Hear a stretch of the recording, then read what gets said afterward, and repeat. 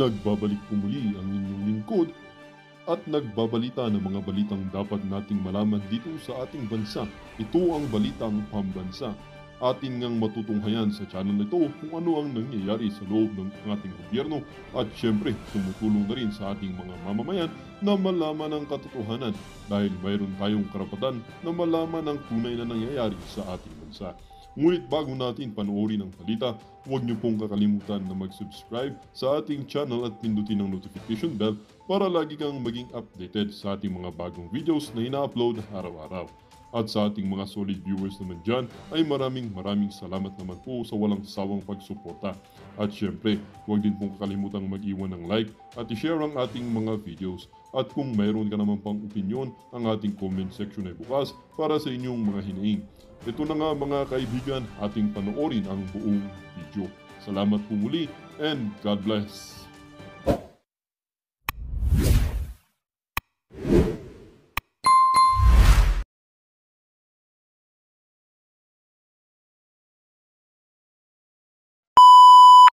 Okay, by the way, basahin ko lang muna dito. Itong official statement ni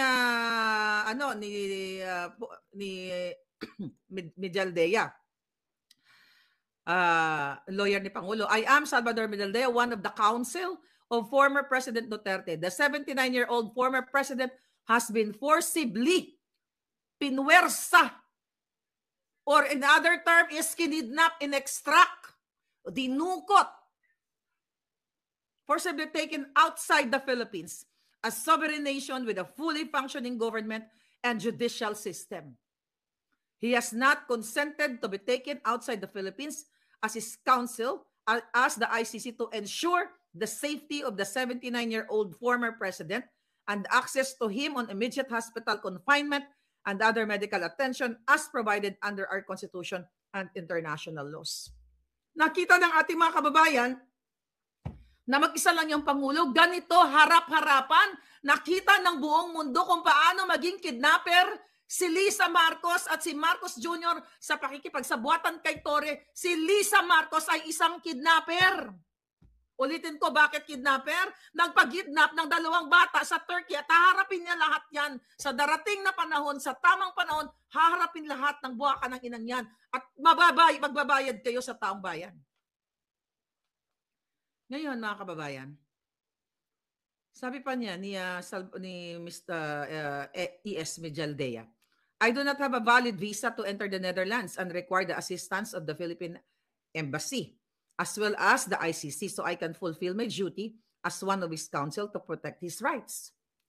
His accompanying personal nurse and aide have likewise no valid visa for which are requesting issuance thereof with assistance of the Philippine Embassy. Ito dapat, and I hope, dahil kararating lang, ito dapat right away, anong oras, although gabi na dyan, no, sa Netherlands. Dapat first hour in the morning, mamaya pagising nyo dyan sa Netherlands, ma-issuehan ng visa yung nurse. Hindi ko alam kung ibinalik pa sila, may update. Wala akong update eh. Kung naibalik, mag-comment kayo dyan kung nasaan yung mga nurse. Baka ibinalik nila kasi sa patawa-tawa ni John Vic.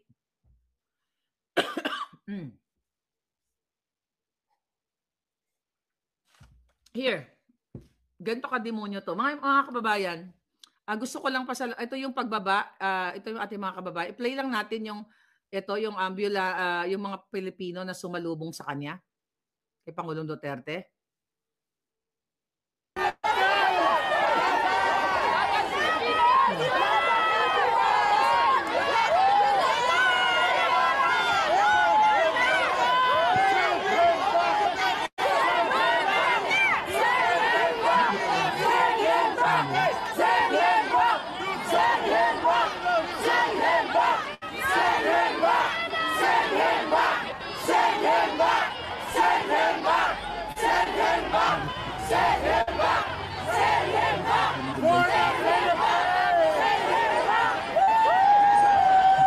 That's good. All right.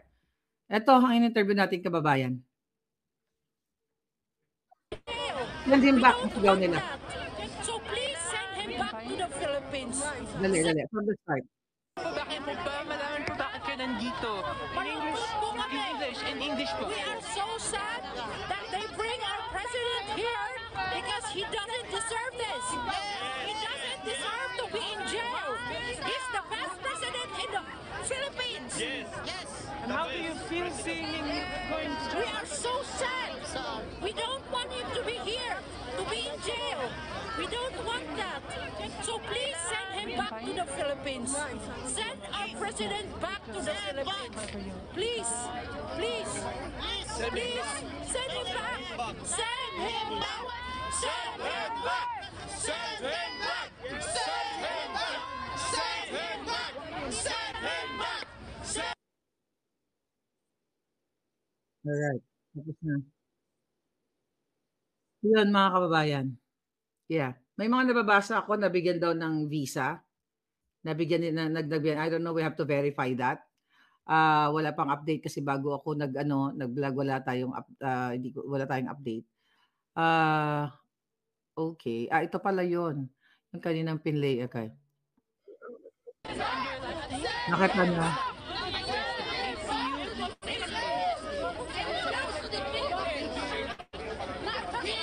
Yeah, that's good.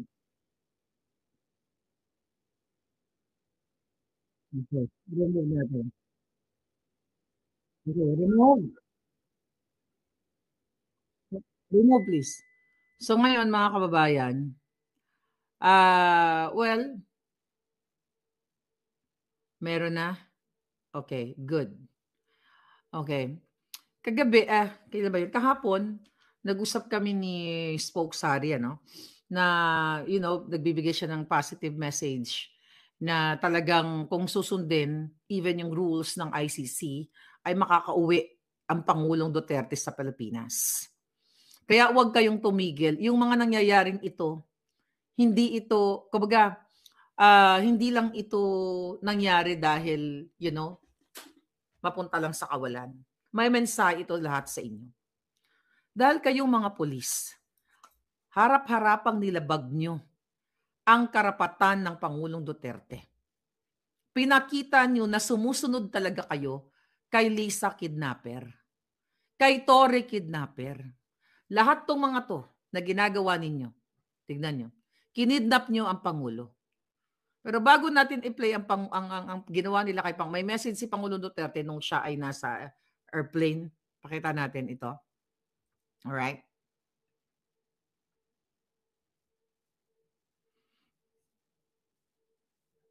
I know, not the one, I think. Yeah, that one. Okay, tingnan natin.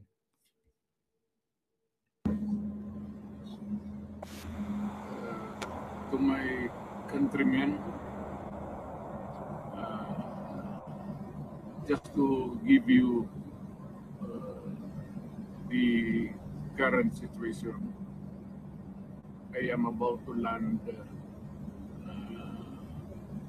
sa Hague. Galing ako Dubai. Stopover for it's a long haul, it's a long flight. Okay ako. Do not worry. And I think this is something to do with the law and order noon. At sinasabi ko naman sa mga pulis, military na trabaho kayo at ako ang managot. So ito na nga.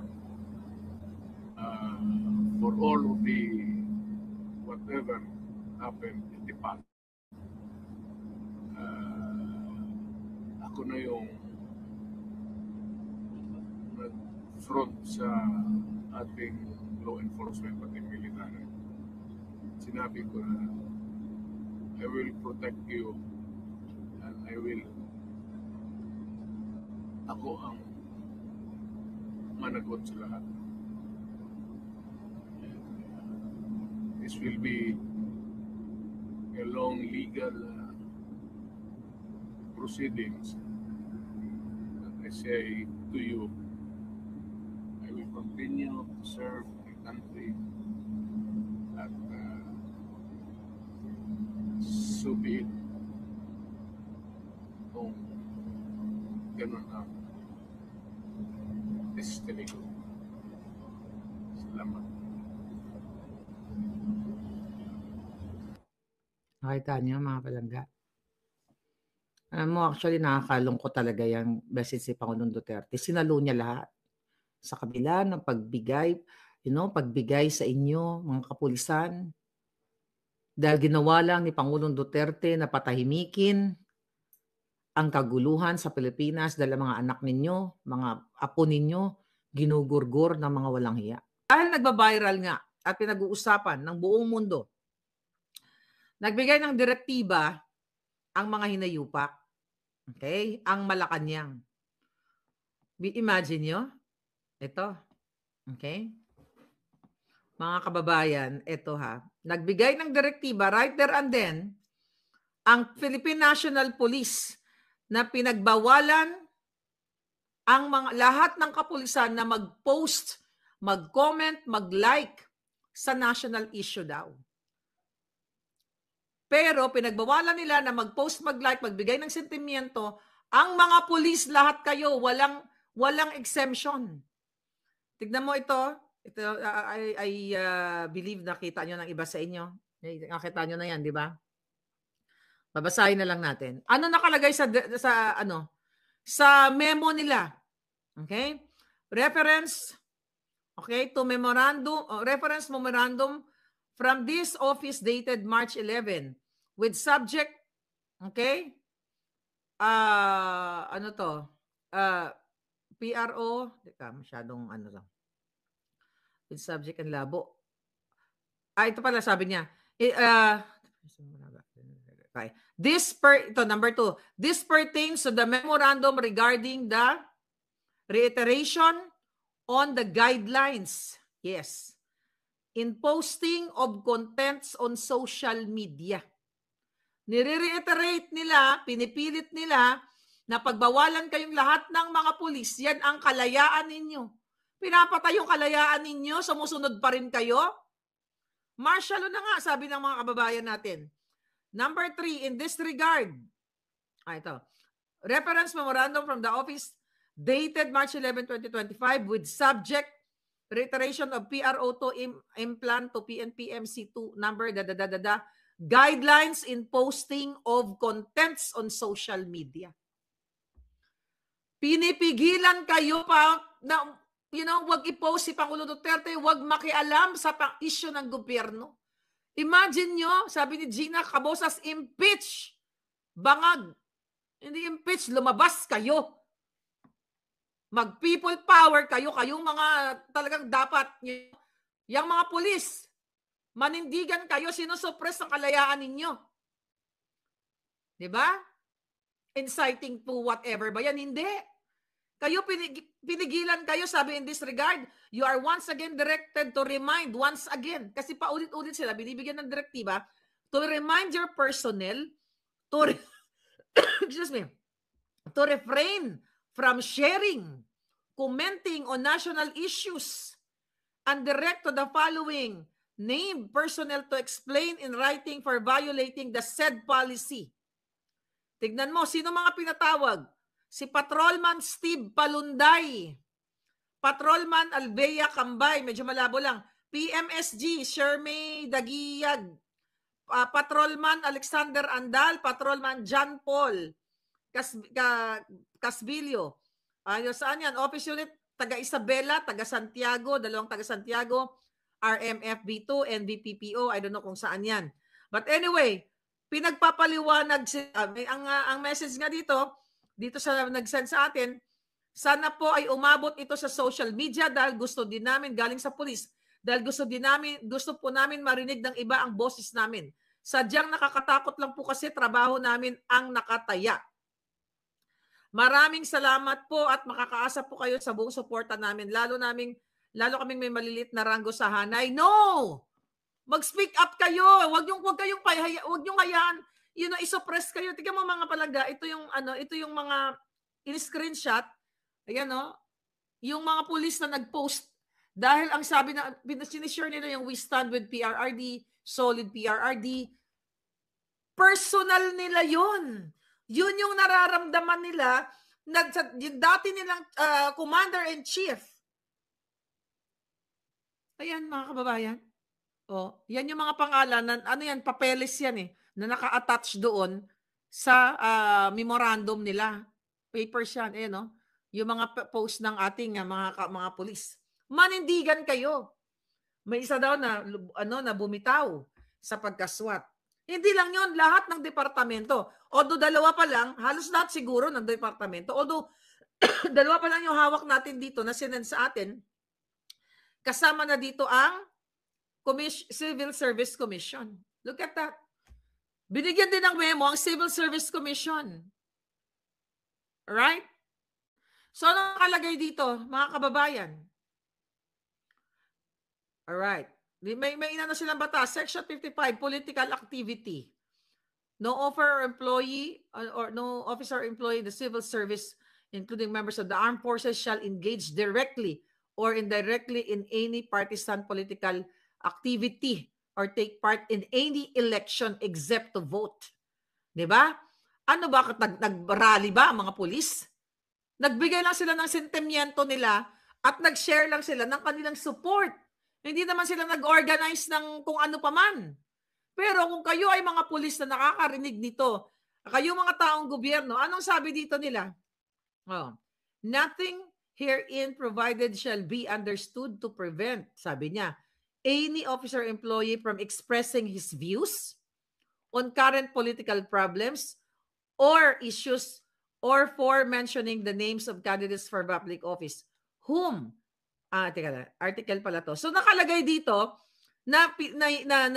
nakalagay dito sa section 55 na pinakita nila dito sa letter nila sa Civil Service Commission. Okay? All right. Mga kababayan, na nakasulat dito, nothing herein provided shall be understood to prevent any officer or employee from expressing his views on current political problems. Nakay dito na hindi nakasulat na binagbabawalan ang political views o yung sentimiento tama ba? Doon sa kasalukuyang problema sa politika or issues or from mentioning the names of candidates for public office whom he supports. So hindi bawal sa batas na sasabihin ng mga nagtatrabaho sa gobyerno, ng pulis, ng AFP, na sasabihin niya na sinusuportahan ko si Duterte. Pero ngayon, ang PNP, ang Lisa Tanas Bangag Administration, ay nag-release ng memorandum sa lahat ng taong gobyerno para pigilan ang kanilang malayang pagpapahayag, malayang pag-express ng kanilang suporta na tinatayuan nila ang Pangulong Duterte dahil may utang na loob sila dahil dinoble ang kanilang sweldo, mga kababayan.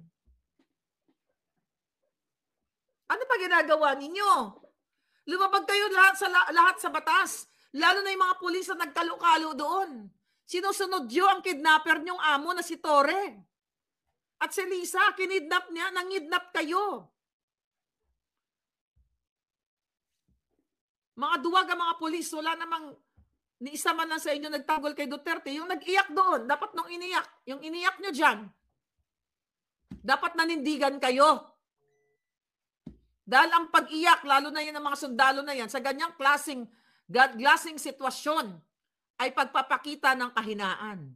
Pero kung nanindigan kayo at hindi kayo umiyak dyan, sinabi nyo sa inyo na okay, kung lahat kayo na nandoon, ay hindi ko na gusto nakikita ko sa inyo, Mr. Toreng animal, na uling.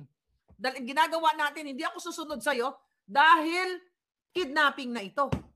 Kung ako pulis, hindi ako susunod dyan. Di bali nang magtanim ako ng kamote, mamulot ako ng basura or whatever, hindi lang ako susunod sa pangingidnap na harap-harapan sa buong mundo. At yan magagamit yan sa ebidensya. Di ba? Kaya kayo po dyan sa Netherlands, huwag yung bibitawan ng Pangulo. Sa lahat sa mga taga-Europa, huwag niyong bibitawan ng Pangulo, just be peaceful, gumawa kayo ng mga banners, magbitbit kayo ng flag, ilagay niyo, we stand with PRRD. Kasi kagabi, alam ko biglaan yung ginawa ninyo, kahit bond paper lang, mag-organize kayo. Kayo dyan, andyan sila sa Europe, sila Ben Repol, andyan si Nelson, sila yung mga taga-London, mga maisog. Magawa kayo ng malaking banner kasi kailangan maibalik ang Pangulong Duterte sa illegal extraction at kidnapping na ginawa ng gobyernong ito sa pakikipagsabuatan ng ICC. Ang question, may mga anggulo, may posibilidad na itong mga, even yung mga Interpol Manila Police daw ito. Di ba? Meron pala tayong Interpol Manila Eclabush. Magkano ang binayad sa kanila ni Lisa Marcos? Magkano ang binayad? Kasi may ICC, ano ba doon, representative or lawyer? Wala.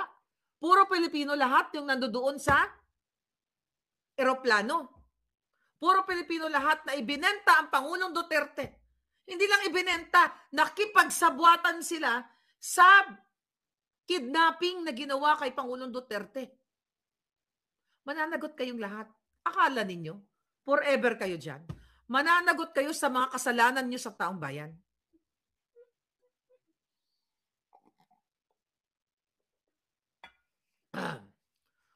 Bring him back. Natatakpan na yung issue sa kanila. Yun na nga yung purpose eh. Diba? Yung pagnanakaw ng Bangag Marcos. Kasi yan, nasusukol na sila. Nakikita nyo na ninanakaw nila ang pera ninyo.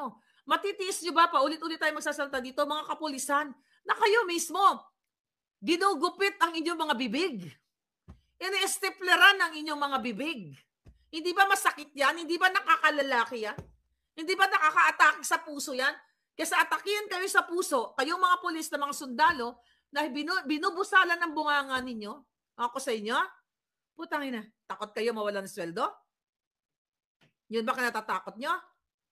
Takot kayong walang sweldo? Eh mga duwag kayo. Dahil ang tunay na Pilipinong palaban para sa malayang Pilipinas, hindi natatakot mawala ng sweldo. Dahil pag kayo ay nanindigan sa ginawang kidnapping ng gobyerno ni Marcos Jr., marireinstate kayo. Huwag kayong duwag. Mga talawan, mga sundalong, mga pulpol. Kayo ay walang silbi, walang kwenta. Kaya aasa pa kayo, tangina ninyo, may pa-plug lahat. Plug racing kayo. Wala nang pag-asa ang Pilipinas hanggat hindi kayo nanindigan, hanggat ang presidente niyo ay adik.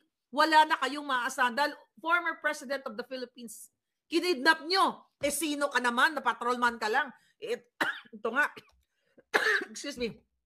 Ito nga yung yung pagpapost nyo sa Facebook, hinaharangan na kayo. Kidnapping ang ginawa ng gobyerno. Kidnapping yon. Nakikipagsabuatan kayo pati sa pagbibenta ng pulboron ng mga baka ng inang mga Marcos na yan. Lahat kayo mga walang silbi sa bayan. Huwag na kayo magsigaw-sigaw ng taas noo kahit kanino dahil kayo ay mga duwag. Tangina yun lang pala, kinatatakot nyo mawalan kayo ng sweldo, mga walang silbi. So naglingkod kayo para sa sweldo? Hindi kayo naglingkod para sa bayan. Takot kayo mamatay lahat. Ay, takot nga kayo mawalan ng sweldo eh. Mga duwag kayo, kaya no wonder kahit sino magbang-bang-bang sa atin, italo kayong lahat. Sa sweldo pa lang, takot na kayo eh. Eh paano pa sa ganyan? Buisit kayo? Mga walang balls. Hinayaan yung kidnapin ang commander-in-chief nyo na nagbigay sa inyo ng dignidad, na nagprotekta sa inyong mga barangay, na nagtanggol sa mga batang ginorgor ng mga adiktus. Huwag na humawak ng baril dahil wala kayong silbi. Duwag kayong lahat. Lahat na hindi nanindigan. Duwag kayo. Panginan nyo, pitikin ko yung mga itlog yung kasi laki ng butiki. Gusto nilang gurgurin ng Pangulo sa pamamagitan ng gusto niya mapulmo niya ang Pangulo sa 79 may sakit eh. Eh ako nga, hindi na kayanan yung lamig dun eh. Lalo na para mainit na lugar, di pupunta ka sa malamig. Yun ang gusto nilang gawin kay Pangulo. Papalabasin yan na baka mamaya, inatake sa ganito, sa ganyan. Style yan ni Lisa Tanas. Di mo yung PSG dyan, na nagorgor, putang ina nyo, wala kayong pakialam. Dahil nakita si Lisa Tanas at saka Bangag, nag-orgy at sila ay nagpupulboron. Mga buhihudip. Wala na pag-asa Pilipinas pag hindi kayo manindigan. Wala na kayong pag-asa, kayong mga pulis, mga sundalong, mga duwag. Wag na kayong magpasumpa-sumpa, mapahawid-hawid pang baril. Tangina ninyo mga talawan. Ni isa sa inyo walang nanindigan doon? Yung sa video pinakita? Hinaras nyo si Kitty, hinaras nyo si Miss Hanilet. Battery yung ginawa nyo. Anong kaso nila? Mabuti pa yung bata may paninindigan. Minura ka kayo, iputangin na ninyo. Kung ako nandun sa presensya ni Pangulong Duterte, tangin na nyo, tapos na yan eh. I'm serious. Kung akong isa sa kasama ni Pangulong Duterte, tapos na kayo lahat. Visit kayo. Bakit? Only one life to live in this world, darling. Mas masarap mamatay ng lumalaban kaysa sa talawan. Visit kayo. Pilipino. Proud to be Filipino. Mga julul. Huwag kayo sisigaw-sigaw. Ang kaya nyo lang gawin, manggipit. Dahil may hawak kayong baril.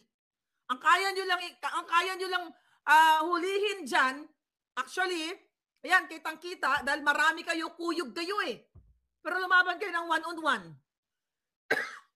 Di ba? Eh ako nga, kinuyog eh.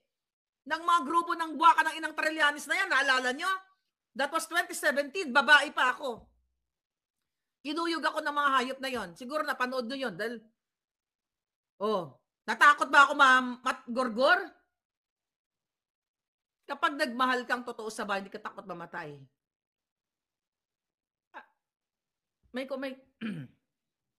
Actually, nung nakikita ko, okay, na si Pangulong Duterte ay dadalhin, sabi ko, dito sa bahay, gusto kong pumunta sa Netherlands. Gusto kong pumunta.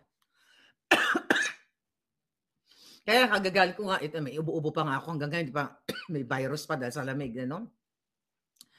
Iniisip ko yan. Pero ang daming consideration. May battle din ako dito.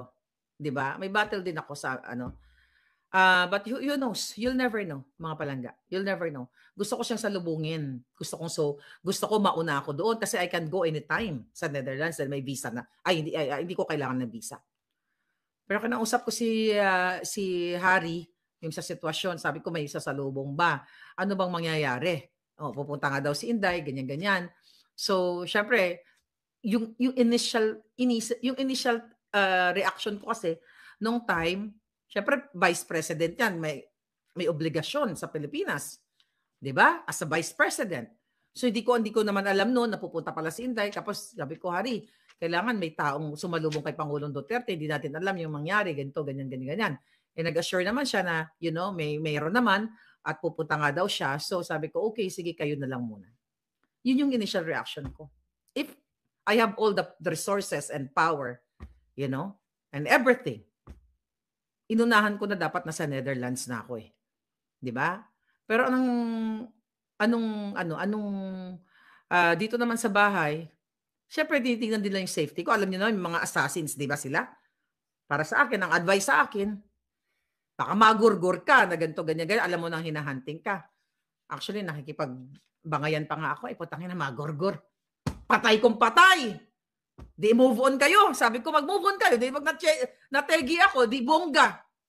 Hindi mapapatunayan sa buong mundo kung gaano ka-demonyo talaga tong Marcos na to. Yeah, I'm serious. Matigas ulo ko eh. Nagbabolan ko and everything. But we'll see kung anong mangyayari. Kaya doon po sa mga nasa Europa, nasa Netherlands, na alam ko nagmamahal kay Pangulong Duterte, yung mga OFW na naka-experience sa maganda niyang ginawa sa airport pa lang, mga migrant workers na tinulungan kayo, bilhin kayo ng sarili yung department, sana wag nating iwanan ng Pangulo. Lahat ng pwede niyong itulong ninyo. Ako nagsasakripisyo. Everyday, lalo na everyday naman tayo dito nagsasakripisyo, pero iba to, walang tulugan. I have, things to do. Diba? Meron din akong ginagawa dito, pero nakakagalit yung ginawa nilang kidnapping. Ulit-ulitin ko, hindi ako takot mamatay. Bakit kinukumpara ko yung sarili ko? Hindi ba ako sundalo? Hindi ba ako pulis? Hindi ako takot mamatay para ipaglaban yung tama. Pero kayo, pasweldo ng taong bayan. Ang mga anak nyo, baka pa-scholar pa ng taong bayan. Duwag kayo, may pakalo-kalo pa kayo dyan. Ganon-ganon pa kayo, kalo-kalo kunyari. Ganon-ganon, nakaganyan. Duwag-kaduwagan yan. Nakaganon sila, oh. Putang ina. Ganon sir, ganon-ganon. Putang pangduwag yan. Buisit kayo talaga. Manindigan kayong lahat. Yung mga nagme-message na sinasabi ninyo na ganun wala kayong magawa, may magagawa kayo. Dahil ngayon sinusuppress kayo. Kay patrolman ka, kay PO1 ka, may magagawa ka. Manindigan ka para sa bayan mo. Kung ako nga dito, na nandito na sa Amerika, na hindi naman ako nagugutom, katulad ninyo, putang ina, handang mamatay, pero kayo hindi. Kung one-on-one nga lang yung lalabanan, hamunin ko na yung mga yan eh. Si Bangag na unahin ko eh. Suot siya ng boxing gloves, suot ako ng boxing gloves. Para matapos na yung putang inang adik na yan. Duwag-duwag. Mga linti. Mga talawan. Kinikidnap na yung dati yung presidente, yung commander-in-chief nyo na nagbigay sa inyo ng maayos na pamayanan at buhay. Kalo-kalo, yuko-yuko. Di puta, tapos nakipag-ano kayo sa mga rebelding NPA, tapos kanina sa dahig, doon sa kay Alvin, doon, may naka-ready na ng mga rebelding komunista. Mga bataan ni Joma Sison. Oh, sino ang may ano dyan? Si Lisa Tanas yan, lahat yan, prior to that, extraction, kidnapping kay Pangulong Duterte, dahil nasa kanila ang pera ninyo, ng pera ng bayan, kinausap na yan, nasalubungin nyo, magsigaw-sigaw kayo, dahil nagtandem na ang mga rebelding mga kaliwa. Nagkumugurgur sa inyo, mga polis, mga sundalo. Oh my God! Ang mga rebuilding NPA, kasabwat, kakampi ni Bangag, na pumapatay sa inyo lahat. Diyan sa inyong mga operasyon. Tapos duduwag-duwag kayo. Kasi po, sana maintindihan nyo kami kasi may pamilya, may trabaho. Ulol! Hindi ka mamamatay pag namatanggal ka dyan sa PNP pag nanindigan ka. Yung mga basurero nga nabubuhay, hindi nakapag-aral. Yung mga nasa palengke nga nabubuhay, hindi nakapag-aral. Ikaw pa na nag-aral ng 4-year course? Duwag ka lang. I'm talking to you directly. Lahat kayong mga talawan. Visit kayo eh. Kitang-kita nyo na nangingidnap na ang gobyernong Marcos. Bakit kailangan natin bugbugin sa mura to mga to? Para sa pamilya nyo, para sa mga anak nyo. Na mahiya kayo sa mga anak nyo, umuusbong pa lang. Tatay nila, pulis, duwag, walang bayag. Wala kayong mga bayag. Huwag ka na magsuot ng uniformeng pulis, sunugin nyo na yung mga, mga dahil wala kayong paninindigan. Mga uniforme nyo. Walang silbi. Protect. What? Ano daw? Ano yung nila? Help and protect the people and the soberanya. Visit. Ano sabi ng Sorry mga palangga. Ako gumagaling dahil lagi akong puyat eh. Visit. Ano sabi ng mga hinayupak na itong mga talawang mga walang bayag? Serving the people. Securing the land. Wow, yun ang motto nyo, di ba? Serving the people. Tanga! Duwag ang pinagsilbihan nyo. Adik si Marcos Jr. Adik, kidnapper, smuggler. Putang na. Pisit kayo. Ano sabi ng PNP? To serve and protect. To serve and protect the Bangag and the adik. That's the bagong Pilipinas. Wala na po kayong maaasahan mga kababayan sa AFP at sa PNP ninyo. Dahil ang pinoprotektahan nila ay ang presidenteng adik. Authenticated adik. Oh, ipinagkanulo kayo sa banyaga. Ano pasahan nyo sa Pilipinas? May kakayan lang ko, sakupin ko na kayo lahat dyan eh. Ang sapin ko si President Trump, sakupin na natin Pilipinas. Total, demonyo naman yung mga namumuno. Ano gusto nyo? Pasakop kayo? Or adik ang presidente ninyo? At least kung sinasakop natin kayo, edi may mga benepisyo kayo, marami kayong trabaho. Kahit papaano. Nakagalit. Sabi ni Celine Me, praying for Tatay Digong, nawa, Lord, gabayan mo siya in Jesus' name. Mas masarap mag-addict ngayon sa panahon dahil protektado sila, sabi ni Denman TV. Exactly. Ang pinaprotektahan niyo mga addict. Galit kayo sa Pangulong Duterte. Pero konti lang naman yung mga hayop na yan. Dahil may mga nagugurgur na mga pusher and addict. Pero nag-voice out ba kayo? Ulit-ulit nag-voice out ba kayo sa mga batang ginagahasa? Sanggol pa lang. Lola, 80 years old ginagahasa ng apo o ng kapitbahay dahil bangag sa ipinagbabawal na pulburo na paborito ni Marcos Jr.?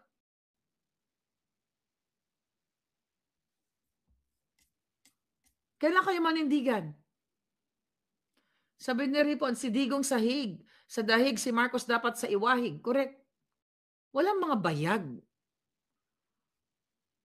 Alam niyo, frustrated ako police, tawag doon. Nung high school ako, gusto ko magpulis eh. Gusto ko rin magsundalo eh, sa totoo lang. Nag-iba lang ang hindi lang nangyari. Mayroon akong ganyan mga pangarap nung di ba, pag high school ka nangangarap. Isa yan sa mga pangarap ko kasi gusto kong gurgurin yung mga sindikato. Nung naging pulis ako, sana ubos din sila, di ba? But anyway. Okay, hindi binabalita si yung namatay dito. Wala pa. Yung entourage ni Lisa Tanas. Okay, by the way, itong allegedly pulburon issue dito. Meron tayong kababayan si Jen na nagmo-monitor diyan. Sabi ko kay Jen, nakikinig ka dito. Paki-follow i-update mo yung update diyan sa mga website at may mga kinakausap siya. Kasi busy din ako. So wala pa akong bago, pero hanggang ngayon wala pang report.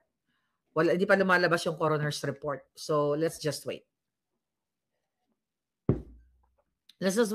We protect and support PRRD.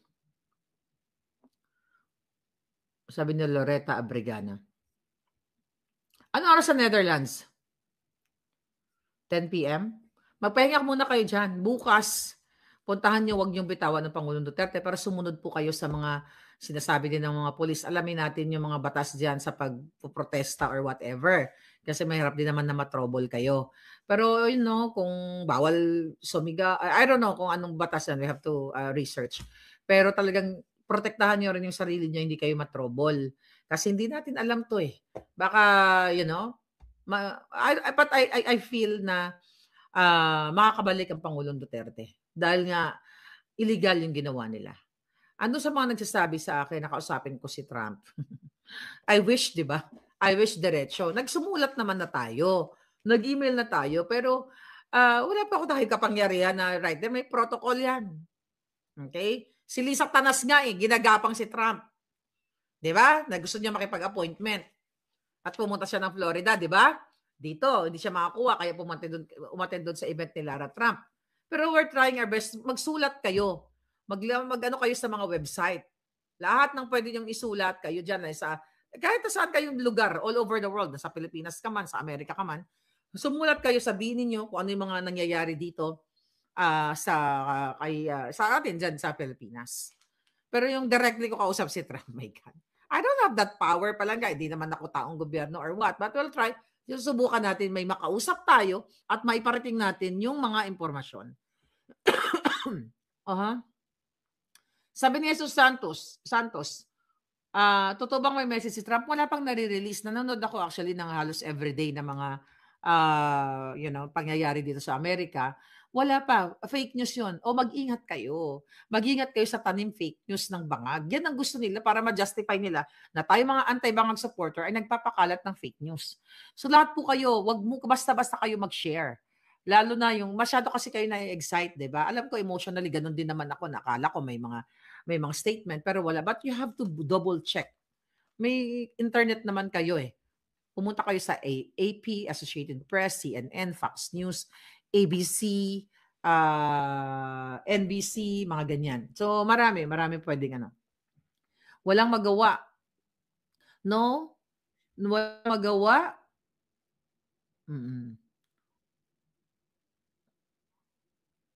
Okay. Sabi nitong Bubbles, sagutin nga natin si Bubbles na troll. Ay, wag na. Igorgori na lang kita, Bubbles. Wala namang kwenta yung pinagsasabi mo. Okay, I'll gorgor you. It's so useless. Sayang laway ko sa'yo. May Bega Warp, Madam Marlica, marami yung tatanong. May update daw ba kay Bangag Palaka? Actually, 'di ba na ibalita natin dito na ayon sa ating informante ay na-hold siya. Okay? At ang pagkakaalam ko na clear na siya pero hindi natin alam kung anong under yung ginawa niya. Pero based sa ating informante talagang na-hold siya. Na itanong na mayroong tawag diyan, mayroong investigation na naganap dahil nga yun na dun sa nagurgur na yon. So, dahil wala pang coroner's report. Okay? So, syempre, di ba, yan ang ginagawa sa yan ang ginagawa kapag may mga namatay na kaduda-duda at kabiglaan. Sa isang hotel, di ba, sa isang hotel o sa isang bahay, lahat ng naging kasama ng namatay ay persons of interest. So, I don't know kung may mga na-imbestiga na hold pa na mga backlush, na mga designers at mga politiko. I don't know kung si Jingay o si Kilay ay kasama doon kasi marami daw sila doon sa hotel nung nangyari. So, hindi pa talaga klaro. Kaya nga 'di ba sabi ko sa bibigyan ko kayo ng update pero wala pang coroner's report doon sa kung ano yung pulburon, kung may pulburon ba na pumasok doon sa taong yon. Kasi ang information na nabinigay sa atin mismo doon galing sa loob. Pero syempre, we have to get that paper para malaman natin kung anong toxic substance, kung meron man ang pumasok. Alright? Ngayon, mga kabalaga, sana nahulihan ng cook ang mga bagay na sabi ni Marietta Nielsen.